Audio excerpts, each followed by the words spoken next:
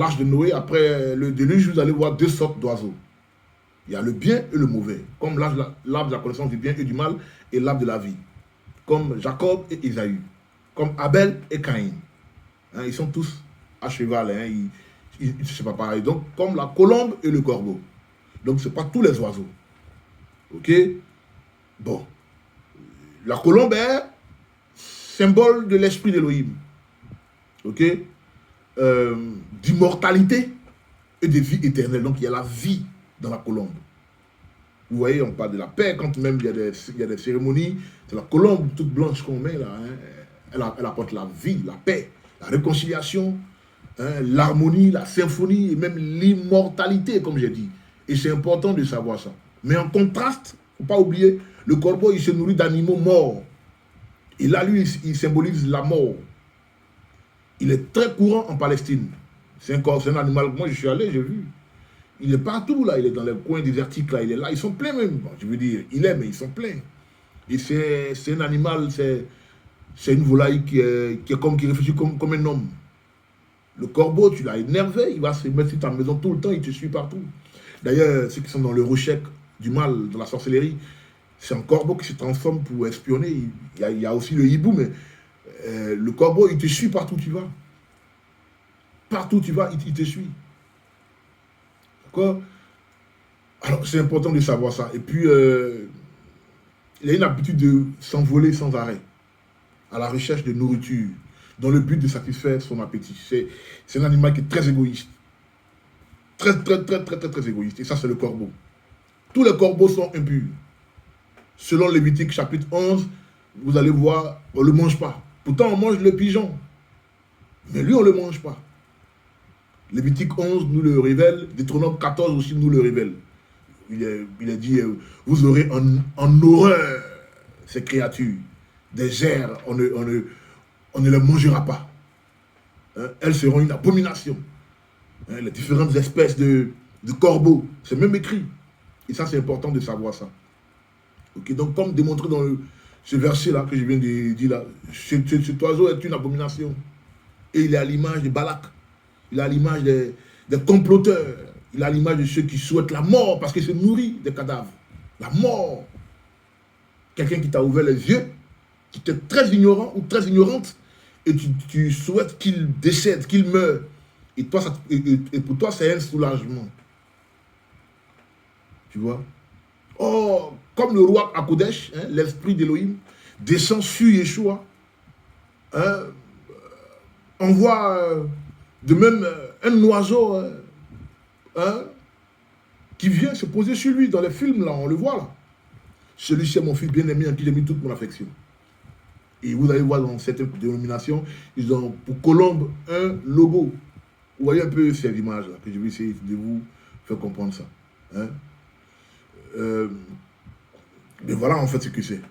Mais l'esprit du corbeau est l'abomination, hein? Et la mort, la traîtrise, le complot, hein, qui s'en va dans le monde entier, essayant de détruire la race humaine. Détruire les communautés, qui ne pensent qu'à soi-même. Manipulateur ou manipulatrice. C'est ça l'esprit. Très important de savoir ça. Alors, je voulais attirer votre attention sur cette entité-là. Mais ce qui est important, il faut dire que Elohim, il a une raison. Hein, il a une raison pour la survie du corbeau. Le corbeau doit être là. Oui, le corbeau doit être là. L'image de la survie d'Amalek. Balak ou l'ennemi d'Israël. Ce sont des ennemis éternels. Ils doivent être là pour permettre à Israël de se façonner. Pour permettre à Israël de se remodeler. Pour permettre à Israël d'avoir un caractère fort, de se construire, d'avoir une confiance en soi, de se soumettre totalement à Elohim. C'est le but. Bien sûr qu'un jour, l'ennemi sera complètement ôté.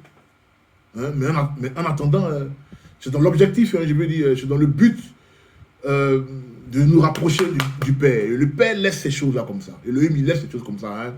L'objectif de dépendre totalement d'Hachem Elohim. Pour que sa volonté soit faite sur la terre, quoi. Hein, aussi pour nous enseigner sa Torah. Hein, nous entraîner à résister contre l'ennemi parce qu'ils sont là. Tu marches avec eux, ils préparent pour toi, tu manges, tu dors dans leur maison, tu vis avec eux, tu rigoles avec eux. Une petite embrouille, tu vois leur vrai visage. Tu les mets à l'épreuve. Et tu vois qu'ils ne peuvent pas tenir cette épreuve. Et tu vois leur vrai visage.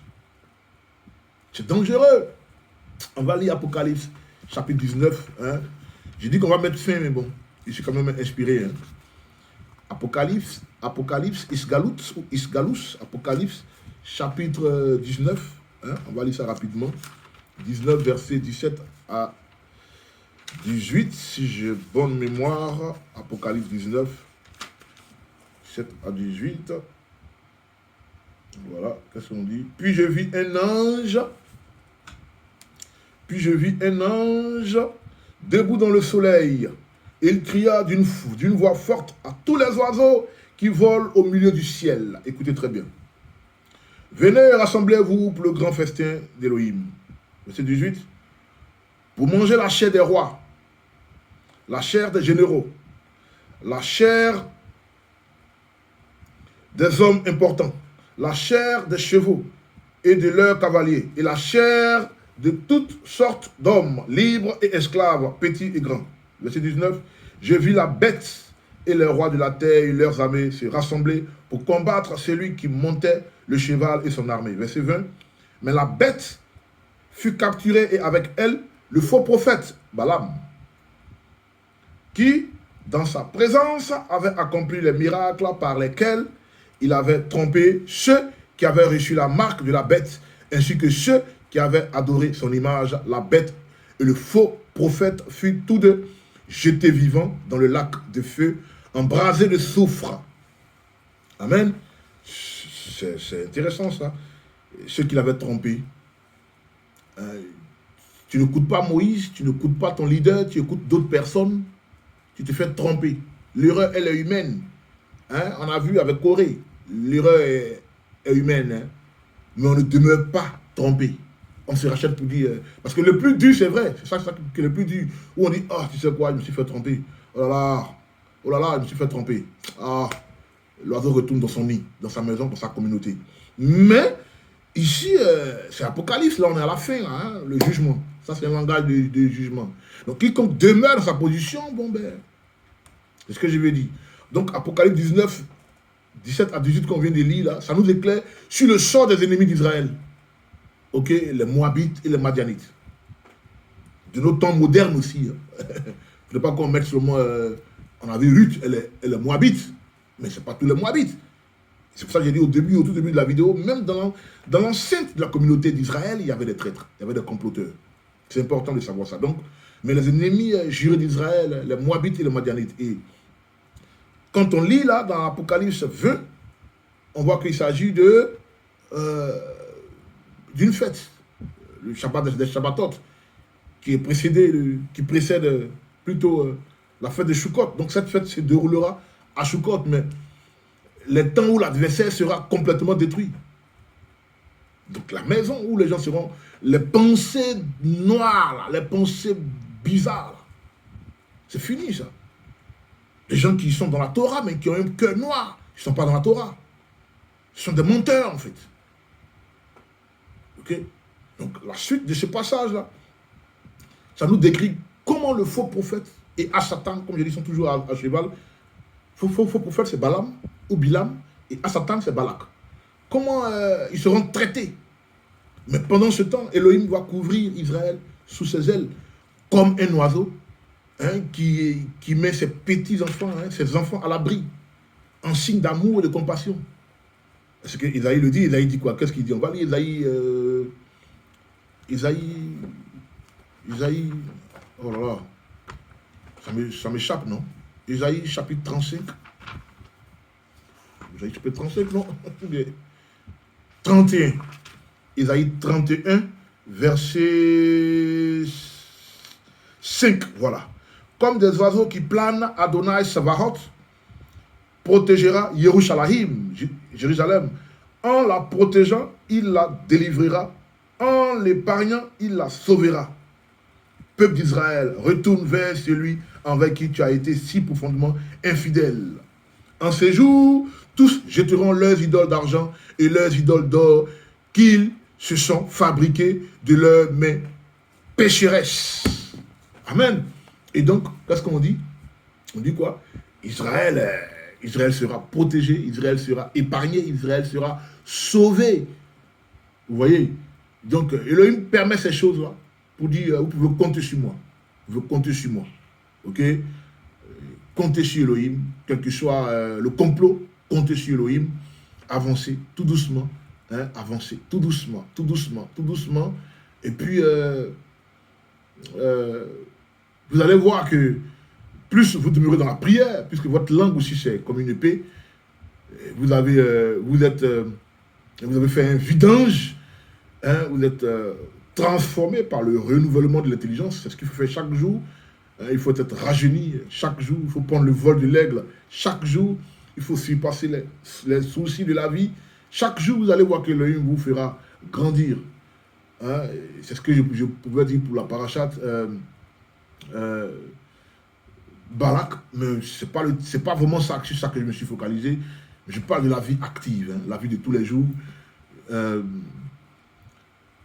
Balak et Balaam, le complot des ténébreux, des ombrageux et le complot aussi des orageux. Maurice Elkan Ben Avraham, j'espère que ce message vous fera beaucoup de bien. Je n'ai pas voulu être très long, j'ai voulu faire juste une vidéo toute courte. Et puis j'espère que ça vous fera du bien. Si vous avez d'autres questions, vous pouvez tous les emmener. Mais aussi, il y en a une nouvelle rentrée, hein, la rentrée des classes en octobre. J'ai dit le 13, mais je serai de voir peut-être plus tôt. La troisième cohorte, on a eu la première en février, deuxième en avril, la troisième en octobre, juste après Yom Kippour, voilà, le jour du grand pardon. On aura une troisième rentrée. Il y a déjà 4 personnes qui se sont inscrites. Bon, comme j'ai dit la fois dernière dans ma vidéo, j'ai fait beaucoup de faveurs. Hein. Il y a plusieurs entités, mais quand la fiche sera prête, vous verrez comment, avec le tableau, pour ceux qui veulent simplement des documents, ils auront des documents. Ceux qui veulent les documents et les devoirs, ils auront les documents et les devoirs. Ceux qui veulent les documents avec vidéo à l'appui, c'est privé en fait. D'accord? Et puis avec des documents, des moedim et tout ça, ça sera merveilleux. La première classe est à son 5e mois. La deuxième classe est à son 3e mois. C'est merveilleux, hein? Beaucoup de courage, les frères et sœurs. Envoyez les devoirs, j'ai corrigé, je vous attends. Beaucoup de courage, demeurez dans la prière, dans l'étude quotidienne et atroce.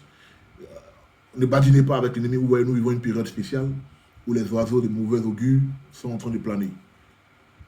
Shalom, c'était Moïse Elkan Ben Avraham de Torah Call Ministries, de Am Segula, la communauté, et puis aussi de la Yeshiva, formation talmudique.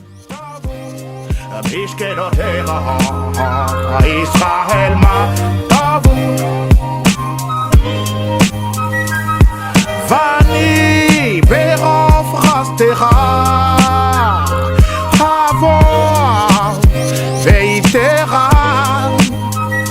Eshtave Eleral Kadoshcha Beiratecha Adonai Hafti Mobetra Umkom Mishkan Kabotcha Vani Eshtave Verra Evrecha Lifnei Adonai aussi